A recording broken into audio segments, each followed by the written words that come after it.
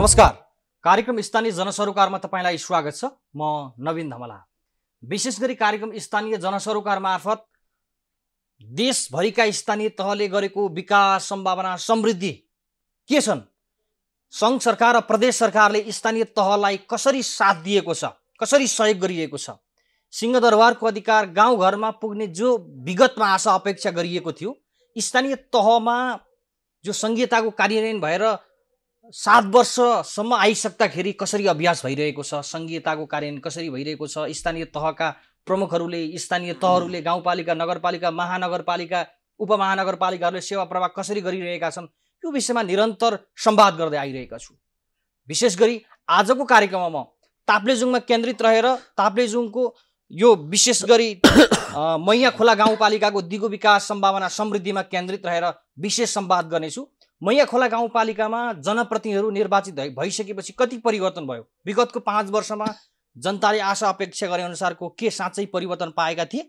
79 सालमा निर्वाचित भएका जनप्रतिनिधिहरू चाहिँ कति परिवर्तन गर्न सके?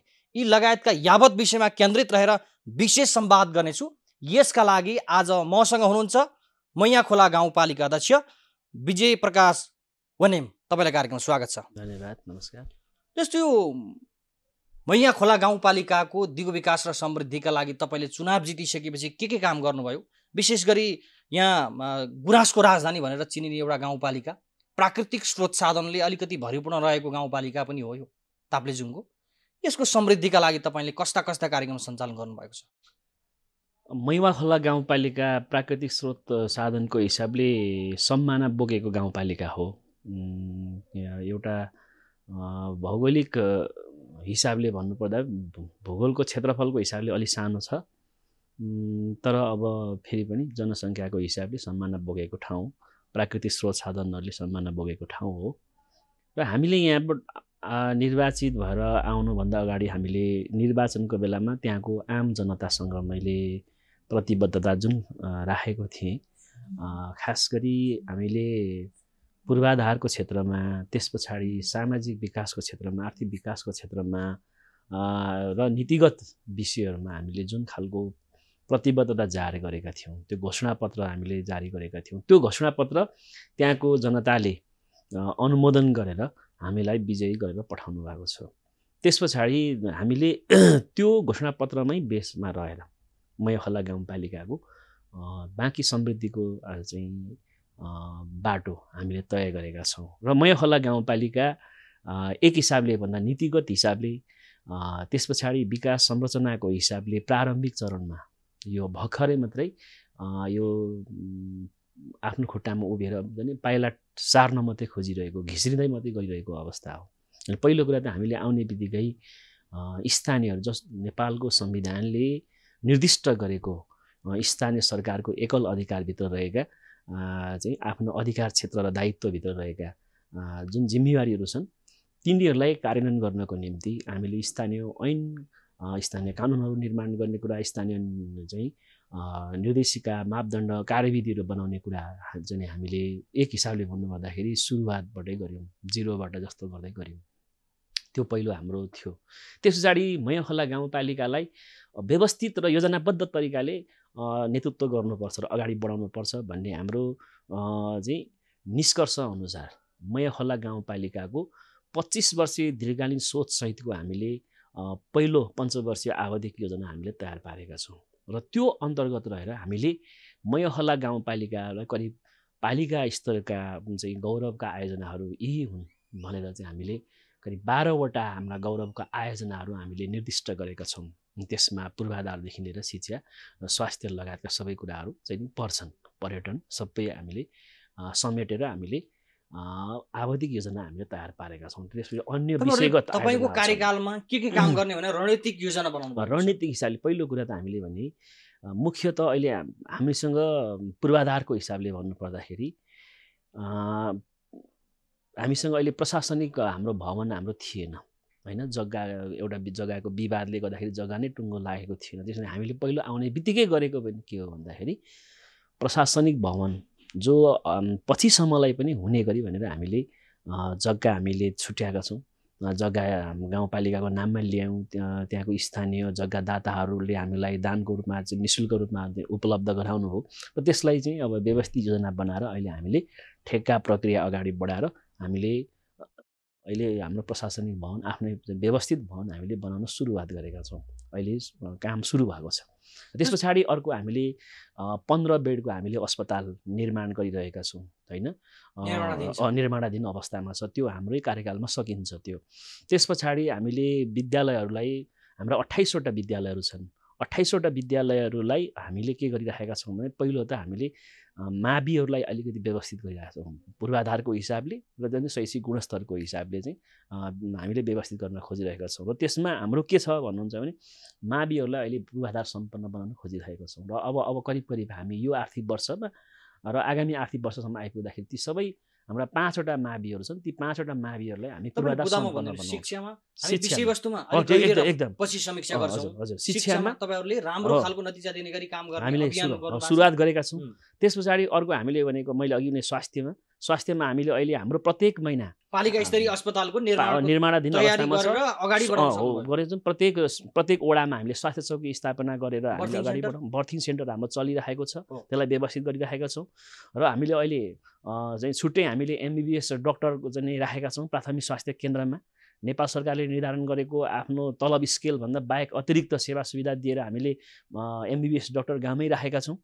र अहिले हाम्रो सदरमुकाम चाहिँ एकाध केसहरू बाहेक सदरमुकाममा हाम्रो बिरामीहरू चाहिँ रेफर हुँदैनन् कि त एकैचोटि ठुला सामान्य उपचारका लागि स्थानीय स्तरमै उपचार हुन्छ।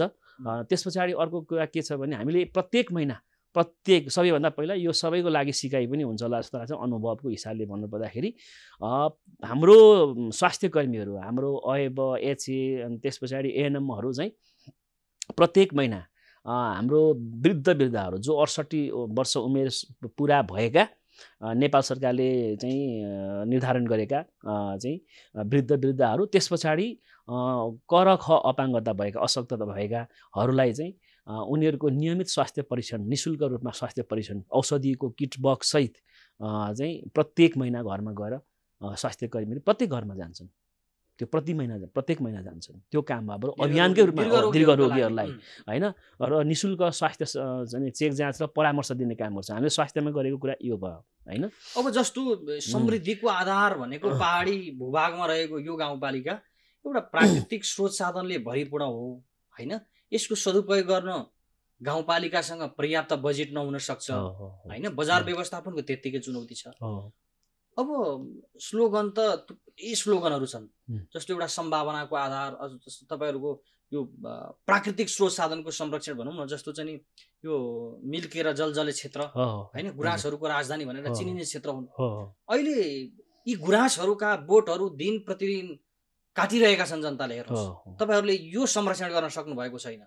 यसलाई यथार्थ स्वीकार गर्नुहुन्छ? एकदम गुराँसहरूको राजधानी किन भटाभट नष्ट हुँदैछ अध्यक्ष, तपाईँहरूले खै संरक्षण गर्न सक्नु भएको? अनि यो गम्भीर विषय छ। हामीले चाहिँ खास गरी यसको संरक्षण गर्ने गरी स्थानीय सरकारको अधिकार क्षेत्र भन्दा पनि यो संरक्षित क्षेत्रहरूको अथवा वनको चाहिँ क्षेत्राधिकारभित्र पर्छ जिल्ला वन कार्यालय, त्यस पछाडि खास गरी प्रदेश सरकारको क्षेत्राधिकारभित्र पर्छ। र हामीले पनि स्थानीय स्तरमा हामीले समुदायहरूलाई सचेत गराउने कुरा, त्यस पछाडि जिल्ला वनसँग चाहिँ समन्वय गर्ने कुरा, खबरदारी गर्ने कुरा हामीले गरिरहेका छौँ। हामीले त अझ के गरिरहेका छौँ भन्दाखेरि त्यो क्षेत्रमा अब चाहिँ अहिले हामीले गुराँस पार्क भनेर, बोटानिकल पार्क भनेर गुराँसहरू एकै ठाउँ पाउने गरी, ती 32 प्रजातिका गुराँसहरू एकै ठाउँ पाउने गरी भनेर अहिले हामीले पार्क निर्माणको प्रक्रिया अगाडि बढिरहेका छौँ। त्यो अघिल्लो संरक्षण गर्ने त्यो अघिल्लो सरकारले अलिकति सुरुवात गर्न खोजेको थियो, तर त्यो व्यवस्थित तरिकाले सुरुवात गर्न सकिरहेको थिएन। र त्यसलाई अहिले हामीले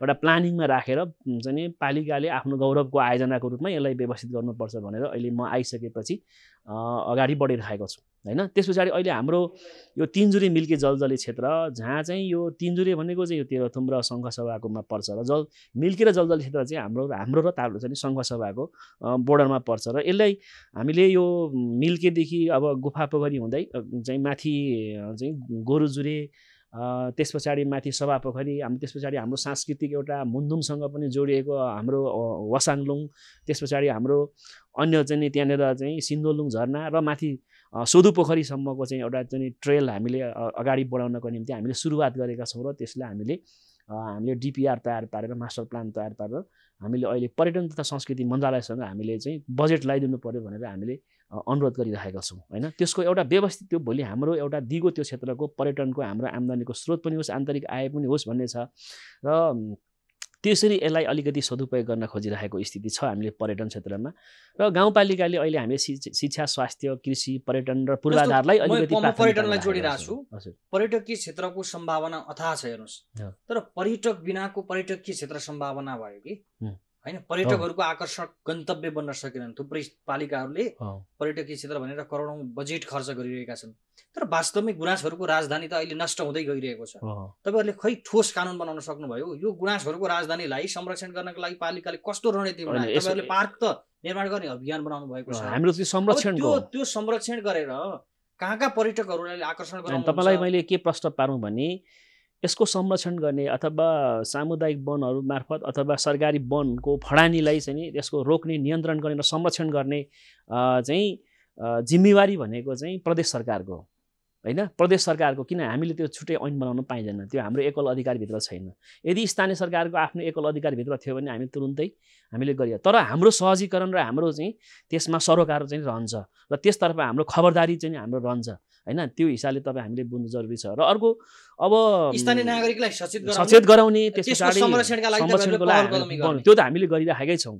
तर पनि के हुन्छ भन्दाखेरि कारबाही गर्ने निकायले चाहिँ कारबाही गर्न सकेन भने त होइन, त्यो त फेरि त्यतिकै त्यो त नरोकिने भयो नि त त्यो त होइन। त्यसले कारबाही गर्ने निकायले कारबाही गर्नुपर्छ। हाम्रो खबरदारी, हाम्रो चाहिँ निगरानी, हाम्रो सरोकार हाम्रो त्यसमा छ होइन। म तपाईँलाई एक कुरा प्रश्न पार्न चाहन्छु, संस्कार संस्कृतिसँग जोडिएको जुन विषय छ यसलाई संरक्षण गरेर तपाईँहरू अगाडि बढिरहनु भएको छ। हजुर बिल्कुल। अब तपाईँले स्वास्थ्यको कुरा जोडिरहनु भएको थियो, दीर्घरोगीहरूका लागि चाहिँ नि निःशुल्क हामीले औषधि घरमै पुर्याएका छौँ भनेर। खास गरी स्थानीय सरकारको अभियान अन्तर्गत पर्यो कि यो सङ्घीय सरकारले दिने अनुदानभित्र पर्यो? टोटल्ली यो म आइसकेपछि मैले निर्वाचनको बेलामै चाहिँ आम रूपमा जनता माझमै मैले घोषणा गरेको थिएँ कि अशक्त, असहायहरू, त्यस पछाडि वृद्धहरू, दीर्घरोगीहरूलाई घर घरमा म स्वास्थ्य कर्मी पठाएर नियमित स्वास्थ्य परीक्षण गराउने, सल्लाह चाहिँ के अरे आवश्यक औषधिहरू पनि उपलब्ध गराउने, जो हाम्रो नेपाल सरकारले निर्धारण गरेको निःशुल्क औषधिहरू पनि उपलब्ध गराउने। त्यसरी अन्य जो दीर्घ रोगीहरूले उहाँहरूले पाइराख्नु भएको, खाइराख्नु भएको औषधिहरू छन् त्यो औषधिहरूको बारेमा उहाँहरूलाई सचेत गराउने, खानपान र स्वास्थ्यको बारेमा ख्याल गर्ने होइन। उहाँहरूको प्रेसर, सुगर जस्ता जुन समस्याहरूको चेक जाँच गरिदिने र आवश्यक परामर्श, स्वास्थ्य परामर्श दिने काम होइन। र हाम्रो झन् करिब 16वटा जति आइटमको औषधिहरू पनि हामीले निःशुल्क रूपमा उहाँलाई दिने किट बक्स सहित होइन। त्यो किट पालिकाले छुट्टै त्यो पालिकाको खरिद गरेर त्यो पालिकाहरूलाई उपलब्ध गराउने त्यो पालिकाको हाम्रो छुट्टै चाहिँ कार्यक्रम हो। त्यो कतिजना पालिकाभित्र कतिजना यस्तो सेवा प्रवाह गरिरहेको झन् यो सेवा भने करिब झन् 700 को हाराहारीमा यो चाहिँ सेवा पाइरहेको यस्तो हाम्रो हरेक महिना स्वास्थ्य कर्मीहरू जान्नुहुन्छ एकदम प्रत्येक महिना जानुहुन्छ प्रत्येक घरमा। यो त्यसपछि एमबीबीएस डाक्टर राख्छु भनेको थिएँ मैले, एमबीबीएस डाक्टर राखेर अहिले काम सुचारू भइरहेको छ। त्यस पछाडि प्रत्येक वडामा स्वास्थ्य चौकी स्थापना गर्छु भनेको थिएँ, त्यो काम अहिले सबै भइसकेको छ। स्वास्थ्य चौकी स्थापना भइसकेको छ अहिले कम्प्लिटली होइन। त्यस पछाडि अहिले म आधारभूत अस्पताल जो हाम्रो 15 शय्याको आधारभूत अस्पताल निर्माण हो, पालिका स्तरीय अस्पतालको निर्माणको काम अहिले तीव्र ढङ्गले अगाडि बढिरहेको छ। यो हाम्रै कार्यकालमा सकिन्छ होइन। हामीले नै यो काम गरिरहेका छौँ। त्यस पछाडि स्वास्थ्य क्षेत्रको कुरा यही भयो होइन। अब त्यस पछाडि शिक्षामा जाउँ। तपाईँले शैक्षिक गुणस्तर वृद्धिका लागि हामीले यथेष्ट कानुन बनाएका छौँ होइन। यो मापदण्डभित्र रहेर सामुदायिक विद्यालयको गुणस्तर वृद्धिका लागि हामी लागिरहेका छौँ भन्नुभयो। विद्यार्थीहरूको आकर्षण र अभिभावकहरूको आकर्षण त अझै पनि सामुदायिक विद्यालयमा छैन नि। कम विश्वास गर्छ नि अध्यक्ष। 7 वर्ष भइसक्यो स्थानीय तहले निगरानी गरेको, खोइ परिवर्तन। अब यसमा चाहिँ तपाईँ हामीले यो एकदम यसमा चाहिँ हामीले बिना आग्रह पूर्वाग्रह हामीले चाहिँ छाती मात्र कुरा गर्नुपर्छ। स्थानीय सरकार, खास गरी स्थानीय सरकारलाई माध्यमिक शिक्षासम्मको अहिले सम्पूर्ण जिम्मेवारी दिएकै कारणले गर्दाखेरि चाहिँ अहिले सामुदायिक विद्यालयको शैक्षिक गुणस्तर सुध्रिएको अवस्था छ। तपाईँ क्लियरली हेर्नुहोस् न। हिजो एउटा जिल्ला शिक्षा कार्यालयले होइन निगरानी गर्ने चाहिँ विद्यालयहरू जहाँ चाहिँ तपाईँको के अरे अहिले मैले भने एउटै पालिकामा 27-28वटा छ ती विद्यालयहरू सयौँको सङ्ख्यामा भएको विद्यालयहरू एउटा जिल्ला शिक्षा कार्यालयले त हिजो निगरानी गर्न सक्दैन थियो, अनुगमन गर्न सक्दैन थियो, रेखदेख गर्न सक्दैन थियो, त्यसको व्यवस्थापन गर्न सक्दैन थियो। तर आज त प्रत्येक स्थानीय तहलाई त्यो अधिकार दिइसकेपछि त आफ्नो अधिकार क्षेत्रभित्रको सम्पूर्ण विद्यालयहरूको प्रत्यक्ष निगरानी कम्तीमा महिनामा एकपटक गएर चाहिँ अनुगमन गर्ने काम गर्छ, छलफल गर्ने काम गर्छ, त्यहाँको समस्याहरू दिनदिन बुझ्ने काम गर्छ। अझै पनि राजनीति गर्छन् हेर्नुहोस्। हो मैले म अलिकति तपाईलाई उदाहरण दिएको म जोड्दैछु तपाईलाई। गाउँपालिका हो, गाउँपालिका अध्यक्ष कुन पार्टीबाट जित्नु भएको छ, कुन पार्टीबाट प्रतिनिधित्व गर्नु भएको छ, उहाँको तपाईको चाप्लुसी गर्ने हैन, उहाँको पार्टीप्रति उत्तरदायी बन्ने हैन, यो गरिरहँदाखेरि शैक्षिक गुणस्तरमा तपाईको समस्या आएको हो कि? त्यो सबै ठाउँमा नहोला, मेरो गाउँपालिकामा त्यो छैन। त्यो चाप्लुसीको कुरा मेरोमा गाउँपालिकामा चल्दैन हैन। मेरो पार्टीको अथवा कुन पार्टीको फल्ना पार्टीको ढिस्को पार्टीको भन्ने कुरा रहँदैन। उसको नियत विद्यालय सुधार्ने ठाउँमा छ कि छैन हैन भन्ने कुरामा हुन्छ। म जोसँग पनि उहाँहरूसँग मैले ओपनली छलफल गर्छु, अन्तर्क्रिया गर्छु, चाहिँ यो कसरी गुणस्तर सुधार गर्ने भन्ने कुरा चाहिँ हामीले छलफल गर्छौँ। अहिले मेरो गाउँपालिकामा भनेको जम्मा 28वटा विद्यालयहरू छन्। मैले कतिपय विद्यालयलाई मज र ग्रेड डाउनमा लगिरहेको छु हैन। सबभन्दा ग्रामीण क्षेत्रहरूमा अहिले समस्या भनेको विद्यार्थी छैन हैन, तर कक्षा कोठा चाहिँ एकदम धेरै छ। मानिलियो विद्यार्थी सङ्ख्या चाहिँ 17-18 जना छ, 20-22 जना छ, तर चाहिँ शिक्षकहरू 3 जना मात्रै छन्। कक्षा कति चलेको छ भन्दाखेरि 5 कक्षासम्म चलेको छ। अनि बाल विकाससँग चाहिँ 6वटा कक्षा हुन्छ, 6वटा कक्षा चलिरहेको छ, शिक्षक 3 जना छ। अनि त्यहाँ चाहिँ विद्यालय कर्मचारी जसले अब त्यहाँ सरसफाइ लगायतका कामहरू गर्नुपर्ने हुन्छ, तिनले पनि क्लास पढाउनु परिरहेको बाध्यता छ नि त ग्रामीण क्षेत्रमा।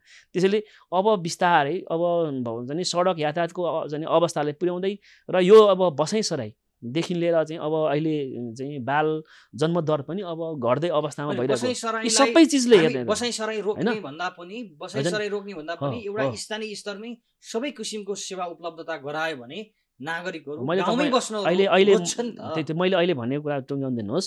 त्यस कारणले गर्दाखेरि अहिले हामीले यी सबै चिजलाई ख्याल गरेर हामीले विद्यालयहरूको अहिले गुणस्तर सुधार गर्नुपर्छ भनेर लागिरहेका छौँ। अहिले भन्नुहुन्छ गाउँपालिकाको अधिकार क्षेत्रभित्र कक्षा 8को परीक्षा गराउने र कक्षा 5को परीक्षा गराउने दायित्व छ। पालिका स्तरीय गराउनुपर्छ। त्यो पहिला हिजो जिल्ला स्तरीय र क्षेत्रीय स्तरीय भनेर भन्ने थियो, अहिले पालिका स्तरीय गर्यो। अहिले मेरो गाउँपालिकामा मैले पालिका स्तरको कक्षा 8को परीक्षा, किनभने हामीले परीक्षाको रिजल्ट हामीले विश्लेषण गऱ्यौँ, अत्यन्तै खस्कन्दो अवस्थामा छ। एसईमा खास गरी यो दुईवटा कुराले बिग्रियो।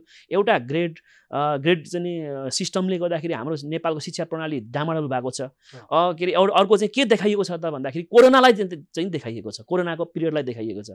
अब कोरोनाको पिरियडलाई देखाएर शिक्षामा डामाडोल गर्न पाइँदैन, कसैलाई छुट छैन त्यो हैन। त्यो शिक्षा क्षेत्रमा लगानी गर्नेहरूलाई पनि सरकारवालाहरूलाई कसैलाई छुट छैन, चाहे त्यो सरकार होस्, चाहे जनप्रतिनिधि होस्, चाहे कर्मचारी होस्, चाहे शिक्षकहरू, चाहे अभिभावक, चाहे विद्यार्थी हैन। शिक्षा क्षेत्रमा हामीले अब हामीले गरेको ठोस प्रयत्न भनेको अहिले हामीले गरेको पहिला हामीले भौतिक पूर्वाधार, मैले अघि भने नि पूर्वाधारमा हामी सम्पन्न गर्छौँ हैन।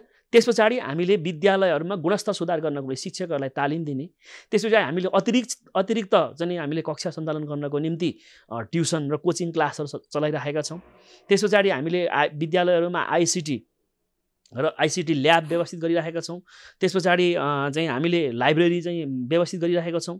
र अब हाम्रो अर्को कुरा भनेको अब इन्टरनेटको माध्यमबाट पनि अब नयाँ नयाँ शिक्षाहरू अब दिनुपर्ने हुन्छ, सामग्रीहरू खोजी गर्नुपर्ने हुन्छ भनेर अहिले हामी प्रविधि मैत्री बनाउन प्राथमिकता दिइरहेका छौँ। अनि निगरानीलाई, अनुगमन र सुपरिवेशनलाई प्रभावकारी बनाउनको निम्ति विद्यालयहरूमा अब हामीले स्मार्ट बोर्डहरू र चाहिँ त्यस पछाडि हाम्रो चाहिँ डिजिटल हाजिरी हैन, त्यसपछि बायोमेट्रिक चाहिँ डिजिटल हाजिरी, त्यस पछाडि हाम्रो कक्षा कोठाहरूमा र विद्यालय परिसरमा हाम्रो सीसी क्यामेरा जडान, यी लगायतका कुराहरू हामीले गरिरहेका छौँ। आम नागरिकले, अभिभावकले शैक्षिक गुणस्तर वृद्धि भएको अर्थात् विगतको भन्दा परिवर्तन भएको महसुस गरेका छन्? मैले यो कुरा चाहिँ त्यहाँको पब्लिकसँग सोध्नुपर्छ, म आफैले दाबी गर्नु। तर मेरो अनुभव हामीले आउने प्रतिक्रियाको आधारमा भने हिजोभन्दा धेरै फरक परिवर्तन भएको छ, हिजोभन्दा फरक छ हैन। त्यो विद्यार्थीले पनि महसुस गरिरहेको छ, किनभने म त कक्षा कोठामा गएर विद्यार्थीसँग पनि इन्टरेक्सन गर्छु, किनभने मैले शिक्षाको महत्त्व बुझेको छु हैन। म पनि आफैमा चाहिँ के अरे एउटा विद्यार्थी जीवन बिताएर आएको, सामुदायिक विद्यालय पढेर आएको कारणले गर्दाखेरि मैले त्यसको महत्त्व बुझेको छु। शैक्षिक गुणस्तर वृद्धि हाम्रो प्राथमिकता हो मैया खोला गाउँपालिकाको गाउँपालिकाको शैक्षिक एकदम गुणस्तर वृद्धि भएको छ। भएको छ। अब अँ। कृषि क्षेत्रमा तपाईँले के काम गर्नुभयो? हो, कृषि- तपाईँको प्राथमिकता पनि थियो हेर्नुहोस् हो हो हैन? हो। कृषिमा तपाईँको थुप्रै पालिका अघिल्लो कार्यकालमा चाहिँ पालिका स्तरीय कार्यक्रम आए हैन, युवा लक्षित कार्यक्रम भए, किसान लक्षित कार्यक्रम भए, तर अहिले आँखाले हेर्दा देखिँदैन। सिप उद्यमशीलताका लागि मैले तपाईँको पालिका मात्रै होइन कि 753 स्थानीय तहमै खोजी गर्ने हो भने 5 वर्ष अगाडि गरेको त्यो सिपको कुरा, उद्यमशीलताको कुरा र अनुदानको कुरा गर्नेले वास्तविक गर्नेले पाएका छैनन् हेर्नुहोस्। यो समस्या किन आउँछ यस्तो? अब यसमा यस्तो छ, किन वितरणमुखी आउँछ? यो किन कार्यकर्तालाई मात्रै पुग्छ? अध्यक्ष अहिले हामीले यसलाई नै चेन्ज गर्न खोजे हो। वितरणमुखी हामीले जस्तो भनौँ, मैले कृषि र चाहिँ हाम्रो पशुपालन क्षेत्रमा होइन मैले के गरेको छु भने मैले टोटली अनुदान दिन मैले स्टप गरेको छु होइन। किनभने जस्तो मानिलियो एउटालाई एउटा उन्नत जातको बाख्रा वितरण गरियो, बोका वितरण गरियो, त्यसले त्यो बोका चाहिँ त्यहाँबाट वृद्धि गर्ने भन्दा पनि अर्कोपल्ट घटाउने होइन, यो एउटा विकृति भयो। त्यो मेरो गाउँपालिकाको मात्रै होइन, आम चाहिँ समस्या हो यो भनेको, आम विकृति भयो। त्यहाँनिर किसानको पनि लगानी होस् भनेर अहिले हामीले साझेदारीमा मात्रै हामीले कार्यक्रम दिन्छौँ होइन। पशुपालनमा हामी उन्नत जातको बङ्गुर, उन्नत जातको बाख्रा, उन्नत जातको गाई, राँगा हामीले वितरण गर्दाखेरि हामीले साझेदारीमा मात्रै वितरण गर्छौँ। नम्बर 1 यसमा क्लियर चाहिँ। त्यसपछि अर्को कृषिमा भनेको, कृषिमा मेरो बुझाइ अलिक फरक छ। कृषिमा चाहिँ अब अहिलेको जुन नेपालको अहिले हाम्रो कृषिमा अहिले सबैभन्दा ठुलो समस्या खास गरी हाम्रो स्वास्थ्यलाई यति धेरै ठुलो असर पारिरहेको छ। एकदम विषादीयुक्त खानेकुरा उत्पादन गर्ने र त्यही खानेकुरा उपभोग गर्ने र बजारमा लैजाने, हामी सबैले खाने, त्यो अत्यन्तै हाम्रो लागि घातक छ। यसले क्यान्सर, सुगर, प्रेसर जुन चाहिँ त्यस पछाडि हाम्रो मृगौला ड्यामेज यस्ता खालका चाहिँ जो नसर्ने रोगहरू धमाधम आइरहेको छ। यसलाई नियन्त्रण गर्नु हो, सबैले सोच्नुपर्ने छ हो। त्यसकारण हामीले के भन्छ, हामीले अहिले अर्ग्यानिक तरिकाले अब चाहिँ कम्तीमा केमिकल अथवा रासायनिक विषादीहरूको न्यूनीकरण गरौँ, प्राङ्गारिक मललाई प्रोत्साहन गरौँ भनेर मैले हाम्रो करिब चाहिँ 27-28 वटा हाम्रो यो चाहिँ टोल विकास संस्थाहरू छन्। हामीले टोल विकास संस्थाहरू लगाएका छौँ। टोल विकास संस्थाहरू सबैमा हामीले किसानहरूलाई प्राङ्गारिक खेती, प्राङ्गारिक मल बनाउनको निम्ति र प्राङ्गारिक खेती र जैविक विषादी बनाउन र जैविक विषादीको प्रयोग गर्नको निम्ति हामीले तालिम चलाइरहेको छ। अहिले हाम्रो अभियान चलाइरहेको छ। तपाईले तालिम चलाउनु भयो अभियानको रूपमा। अब किसानहरूलाई हेर्नुस्, आफूले उत्पादन गरेको उपज बजारको सुनिश्चित छैन, पहिलो कुरा। दोस्रो कुरा, गाउँमा तपाईँको महँगी यस्तै छ, गाउँमा तपाईँको गरिबीको चाहिँ दर बढ्दै गइरहेको छ हेर्नुहोस् होइन। गरिबीको दर बढ्दै गएपछि गाउँका जनताहरू आजभोलि गरिबको चाहिँ रेखामुनि पुग्न, गरिबीको रेखामुनि पुग्न थालिसकेका छन्। शासक गाउँ सिंहदरबारको अधिकार गाउँ गाउँमा पुगेको छ। जनताले हेर्नुहोस्, रोजगारीको अवसर सृजना हुन सकेको छैन, उद्यमशीलतामा तपाईँको बजार व्यवस्थापन छैन। अब यो नेपाली समाज कता अहिले हामीले सोच बनाएकै पहिलो कुरा किसानले उत्पादन गरिरहेको वस्तुलाई हामीले बजारसम्म लानको लागि हामीले सबभन्दा बढी चाहिँदो रहेछ यातायात होइन। यातायातको हिसाबले अब पूर्वाधारमा आइहाल्छ। हामीले भोगिरहेको समस्या जो ग्रामीण क्षेत्र, पहाडी क्षेत्रहरूमा अहिले भोगिरहेको समस्या भनेको यातायात हो। राज्यको भनेको सङ्घीय चाहिँ सरकारको र प्रादेशिक सरकारहरूको चाहिँ वितरण गर्दाखेरि, जो बजेट विनियोजन गर्दाखेरि चाहिँ समानुपातिक ढङ्गले वितरण गर्दा भन्दा पनि न्यायोचित तरिकाले वितरण गर्नुपर्ने, त्यो न्यायोचित वितरण भइरहेको छैन होइन। अहिले जुन चाहिँ ठुला सहरहरूमा आन्तरिक आय वृद्धि बढी हुने, तर त्यही ठाउँहरूमा चाहिँ सङ्घीय सरकारले दिने राजस्वदेखि लिएर त्यसपछि वित्तीय सामान्यीकरण अनुदान लगायतका अनुदानहरू चाहिँ ती ठुला ठाउँहरूमा मात्रै लाउने। सबै विकास भएको छैन। सङ्घीय सरकारले ताप्लेजुङमा बजेट हालेन, असमानपूर्ण तरिकाले व्यवहार गरिरहेको छ। ताप्लेजुङ जिल्लालाई एक हिसाबले अन्याय गरिरहेको छ सङ्घीय सरकारले, प्रदेश सरकारले पनि। जिल्ला गृह जिल्ला हो हेर्नुस्, उहाँ त मन्त्री बन्नुभयो। कसैको गृह जिल्ला, कसैको गृह गाउँ भन्ने मैले भन्नु खोजेको थुप्रै नेताहरूले आफ्नो जिल्लामा विकास लगे भनेर चाहिँ एउटा म अहिले अब म कसै व्यक्तिको बारेमा म पछि कुरा गर्न चाहन्न होइन, टिका टिप्पणी गर्न चाहन्न। तर मेरो कुरा के हो भने राज्य अथवा सङ्घीय चाहिँ सरकारले बजेट निर्माण गर्दाखेरि, बजेट वितरण गर्दाखेरि चाहिँ असमानपूर्ण तरिकाले, भेदभावपूर्ण तरिकाले गरे। त्यसमध्ये पनि ताप्लेजुङ जस्ता चाहिँ हिमाली जिल्लाहरूलाई सबभन्दा बढी विभेद गरिएको छ होइन। अहिले हामी किसानको उत्पादन जस्तो हाम्रो किसानको ताप्लेजुङको किसानले उत्पादन गरेको उत्पादित वस्तु बिक्री गर्ने ठाउँ भनेको हाम्रो बजार भनेको एउटा धरान, इटरी, विराटनगर चाहिँ बिरुदामोड हो। तर त्यहाँसम्म जानको निम्ति हामीसँग बजेट के अरे सडक छैन होइन। भनेको अहिले यो संवाद किन पनि राइट हुन सक्छ भने सरकारले, सङ्घीय सरकारले बजेट बनाउने बेला भयो, तपाईँ स्थानीय सरकारको प्रमुख हुनुहुन्छ होइन, न प्रदेश सरकारले साथ दिएको छ न सङ्घ सरकारले साथ दिएको छ, तपाईँहरूको बिचमा सहकार्य, समन्वय, सह अस्तित्वको कुरा छ होइन। कति अधिकारका कुराहरू नै साझा अधिकारका कुराहरू छन्, तपाईँहरूले प्रयोग गर्न पाउनु भएको छैन। यो विषयमा तपाईँको धारणा के छ? यसमा यस्तो छ, अब अहिले मैले अघि तपाईँलाई भन्दै थिएँ, हामीलाई चाहिँ सङ्घीय सरकार जस्तो अघि किसानको उत्पादनको कुरा गरियो नि त। किसानको उत्पादन गर्नुलाई हामीलाई हाम्रो क्षेत्रमा भनेको धरानसम्म पुर्याउनको लागि अहिले बसन्तपुर, गुफा पोखरी, त्यस पछाडि हाम्रो साँगो दोभान जुन हाम्रो सडक खण्ड छ, यो सुन्नुहोस्, यसमा तपाईँलाई म अलिकति भन्छु, प्रश्न पार्छु हो यो बजेट पठायो। म तपाईँलाई पहिला प्रश्न पार्नु, मलाई यसमा हाम्रो प्रश्न ठिक छ, मलाई प्रश्न पार्नु ठिक छ। म सुन्नुहोस्, त्यो सडक अहिले चाहिँ त्यो सडक हाम्रो लागि चाहिँ एउटा हाम्रो लागि चाहिँ लाइफलाइन हो। त्यो लाइफलाइन, त्यो सडकलाई अहिलेसम्म व्यवस्था गरिएको छ। त्यसकारण मैले अहिले सङ्घीय सरकारसँग चाहिँ मैले अहिले झगडा गरिरहेको छु। एउटा त्यो तपाईँलाई मैले कुरा, त्यसले हाम्रो पर्यटनलाई पनि जोड्छ, त्यसले हाम्रो कृषिलाई पनि जोड्छ। र अर्को कुरा भनेको के हो भने सङ्घ प्रदेश स्थानीय तहको स्थानीय सरकारको बिचमा चाहिँ हाम्रो जुन खालको सह अस्तित्व, समन्वय र सहकारिताको सिद्धान्त संविधानले प्रतिपादित गरिरहेको छ, व्यवस्था गरेको छ, त्यो अन्तर्गत चाहिँ अहिले सङ्घीय सरकार अगाडि बढिरहेको छैन, प्रदेश सरकार पनि अगाडि बढिरहेको छैन होइन। सङ्घीयता अहिले धानेको छ त भन्दाखेरि सङ्घीयताको वास्तविक मर्म धानेको छ स्थानीय सरकारले मात्रै धानेको छ। यदि स्थानीय सरकारहरू नहुने हो भने अहिले सङ्घीयता पनि चाहिँ सङ्घीयताको यो बारेमा यतिखेर के हुन्थ्यो भन्ने कुरा अर्कैतिर जान्थ्यो। अहिले सरकारले समृद्धिका लागि सङ्घ र प्रदेशका नेताहरूको भूमिका देख्नुभयो नि तपाईँले? अहिले सङ्घ र प्रदेशको चाहिँ जुन खालको भूमिका हुनु पर्थ्यो त्यो भूमिका अहिले पुगिरहेको छैन होइन।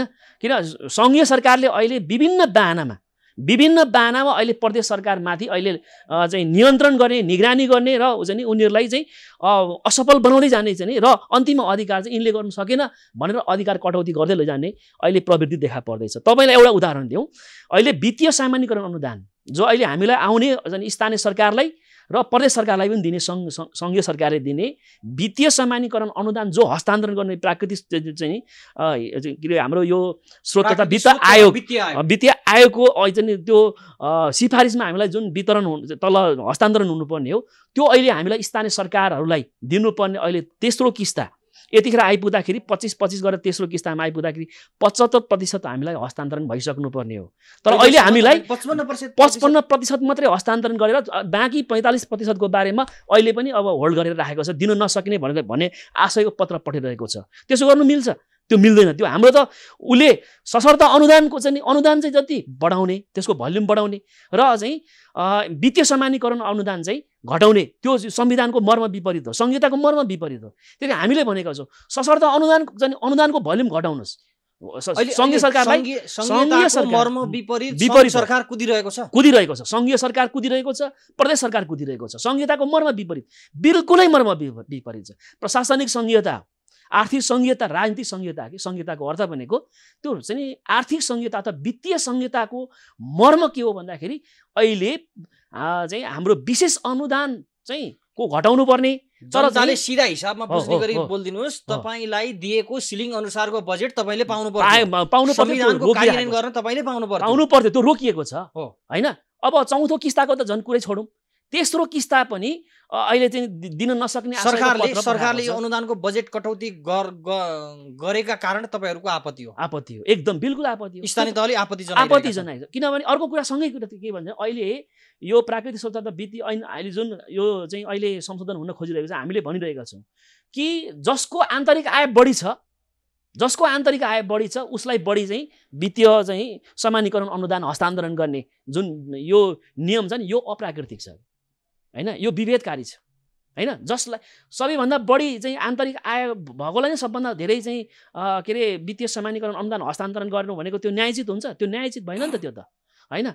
उसले आफ्नै आन्तरिक आय खर्च गर्न सकिरहेको छैन र चाहिँ उसले बजेट चाहिँ फ्रिज गरेर पठाउनु पर्छ अथवा उसले सञ्चित कोषमा जम्मा गरिदिन्छ हैन। तर जसलाई चाहिँ उसलाई चाहिँ त्यहीँनिर चाहिँ बढी अब पूर्वाधार पनि बनाउनु छैन, सडक पहिल्यै पुगिसकेको छ, बिजुली बत्ती पहिल्यै पुगिसकेको छ, खानेपानी पहिल्यै पुगिरहेको छ हैन। तर जहाँ चाहिँ अब आन्तरिक आय कमजोर भएका गाउँपालिकाहरू नगरपालिकाहरू छन्, तिनीहरूलाई चाहिँ के गरेका छन् भने झन् आन्तरिक स्रोत तिम्रो थोरै छ, त्यसकारण तिमीलाई चाहिँ थोरै मात्रै आन्तरिक अब सरकारले आगामी आर्थिक वर्ष 81-82 का लागि बनाउने बजेट नीति कार्यक्रमका लागि यो विषयमा सचिनु पर्ने आवश्यकता सचिनु पर्छ हैन। यो कुरा किनभने बजेटको सिलिङ थोरै दिने हैन, दायित्व सर्दैन, दायित्व छ नि, तपाईहरुलाई प्रेसर हुँदैन। हामीलाई जिम्मेवारी बढी छ, दायित्व बढी छ, तर त्यो दायित्व र जिम्मेवारी पूरा गर्नको निम्ति हामीलाई आसन स्रोत हामीसँग छैन।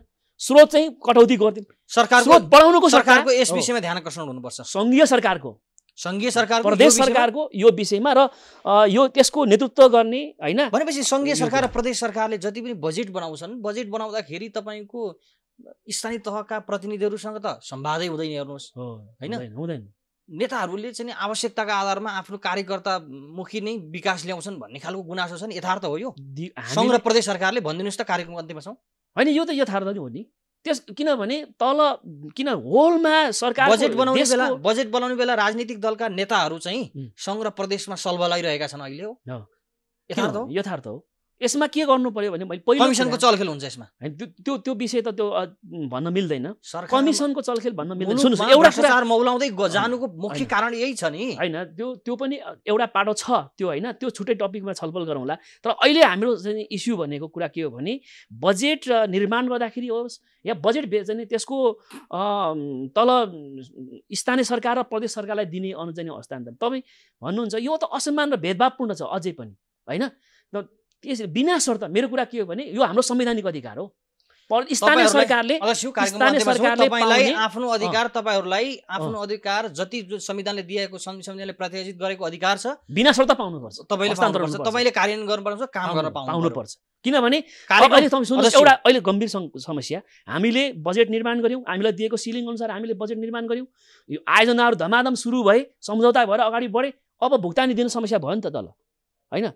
भुक्तान दिन समस्या हो किन? हिजो त्यो त हामीले पाउनु पर्ने भनेर तिमीले पाउने है भनिसकेपछि पाउनु पर्यो। भएर 81-82 का लागि बनाउँदै गरेको नीति कार्यक्रम र बजेटमा सरकारले सूक्ष्म रूपमा अध्ययन गरेर गर्नु पर्यो, वैज्ञानिक ढंगले न्यायिक ढंगले तपाईले बजेट नीति कार्यक्रम बनाउनु पर्यो। तपाईहरुलाई संवैधानिक हिसाबले तपाईहरुले काम गर्न दिनु पर्यो। अध्यक्ष, यो कार्यक्रम स्थानीय जनसरोकारमा समय दिनुभयो, त्यसको लागि धेरै धेरै धन्यवाद। Thank you. दर्शकबिन, आजको कार्यक्रममा ताप्लेजुङको मैया खोला गाउँपालिकाको दिगो विकास सम्भावना समृद्धिमा केन्द्रित रहेर गाउँपालिका अध्यक्ष विजय प्रकाश वनेमसँग विशेष संवाद गरे। यो सँगै आजको कार्यक्रमबाट म लगायत हाम्रो सम्पूर्ण युनिटलाई बिदा दिनुहोस्। नमस्कार।